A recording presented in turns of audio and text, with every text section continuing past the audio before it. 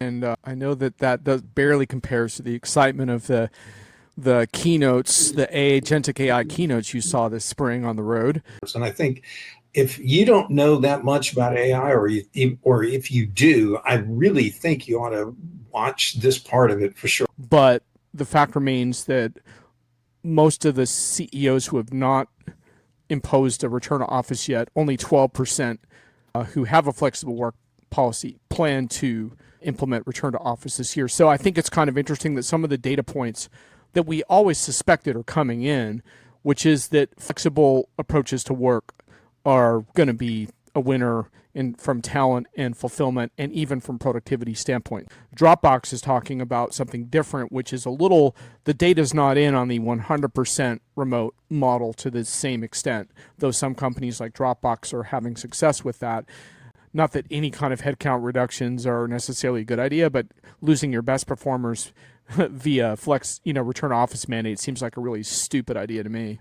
And so once again, it kind of shows you part of this is just sensible evaluation of which tools are going to work well for which things. It's more about getting a sharper sense of which tools are going to help you and which are not, because I view this as a tools discussion, not a religion. I covered this from a couple of different angles, including a really interesting article by Kath Everett on emotional intelligence and AI. I think it's an important topic, and Thomas's point on LinkedIn was that as AI takes on more of the admin of managers, then we're going to need more true leaders in the enterprise and less quote unquote managers. One of my big things around this topic is what I've been calling the paradox of AI leadership, which is that I think leaders do need to have a few different things at the same time that are kind of potentially seem like a contrast. So for example, I think leaders do need to be able to have bottom line results with AI, but they also need to cultivate a culture of experiment. And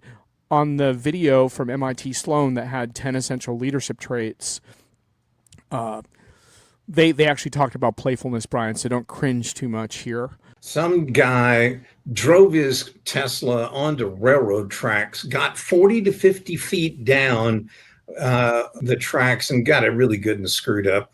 Just the whole point of that was we're still talking about AI as if it's the cure-all for everything, and yet it's probabilistic. It needs real human oversight, and that's the message I think needs to keep coming out in these AI conversations. Brian proposed that we do a contrast between Mary Meeker of Bond's infamous 340 slides on AI versus Accenture's AI, a Declaration of Autonomy Technology Vision report. But they're talking about all this new kinds of autonomy that comes out, and that's one of their points they're going to hit. Robots, I think, are showing up in a lot of these kind of studies as something that will eventually be a beneficiary of more of this maybe generalized intelligence as it comes available. I mean, there were estimates in there of $10 billion to train a large public LLM for this year.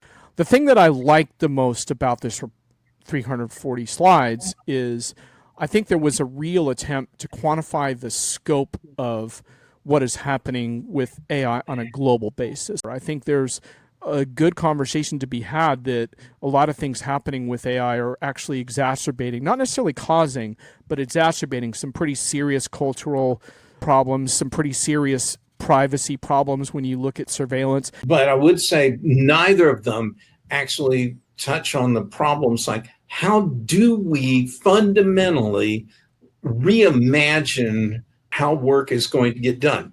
And I think it's a critical one to look at because, and I also don't think that the approaches that particularly on the Accenture study about where what the future work looks like, or if you have one team that's looking at AI, you need to have different people with different personas represented in that team.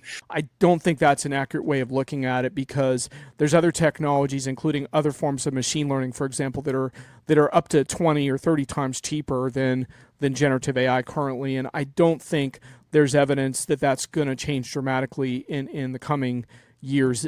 Another big one, and this, Brian, applies specifically towards a lot of the smaller companies you're referring to, is that consuming AI through your vendor of choice is often better than going it alone right now. I think clients or customers definitely have to take a look at what new geopolitical kind of risk are we about to bite off. We know that different nations are all trying to arm up their AI capabilities, and they're going to have either protectionistic walls, or they're going to want access to your IP or whatever. There's a fork in the road between the AI that makes your employees better and smarter versus an AI that cultivates a surveillance culture around you and creates headcount reduction and fear amongst your staff. And that there is room to reimagine and rethink work with this new technology and find a way to do that, but also to get momentum through successful projects.